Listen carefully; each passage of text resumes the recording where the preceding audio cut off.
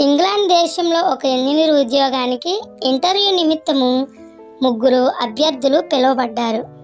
నిర్వాహకులు వారిని ఇంటర్వ్యూ చేయకుండా ఈ రాత్రికి చక్కగా నిద్రపోండి అని చెప్పి వారు 3కి 3 మంచాలను ఏర్పాటు చేశారు.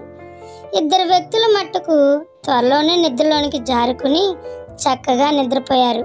కానీ 3వ కుర్రవాడు మాత్రము సరిగా నిద్రపోలేకపోయాడు. అటు ఇటు కదలసాగాడు.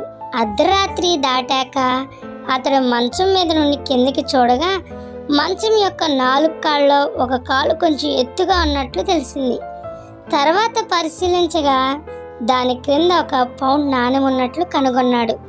ఆ నాణ్యాన్ని తీసి పక్కన పెట్టిన తర్వాత అతడు చక్కగా నిద్రపోగలిగాడు.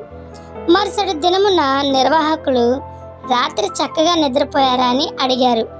మిగిలిన 2 అవునన్నట్లు తలూపారు. కానీ 3వ అభ్యర్థి మాత్రం జరిగిన విషయాన్ని చెప్పి ఆ నాణ్యాన్ని తీసిన తర్వాతనే చక్కగా నిద్రపోగలిగానని చెప్పారు.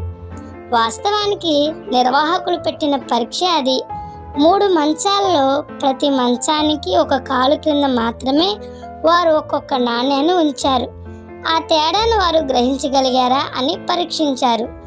ఒక్కడు మాత్రమే గ్రహించి ఆ పరీక్ష నెగ్గాడు. తర్వాత అతన్ని ఇండియాకు పంపించారు. ఇండియాలో ప్రభుత్వ అధికారిగా పనిచేసిన ఆయన గోదావరి జలాలు ఎలా వృధా అవుతున్నాయో చూచి ఆనాటి బ్రిటిష్ ప్రభుత్వాన్ని ఒప్పించి ధవళేశ్వరం దగ్గర ఆనకట్టును నిర్మించి ఉభయ గోదావరి జిల్లాలను సస్యశ్యామలం చేశారు.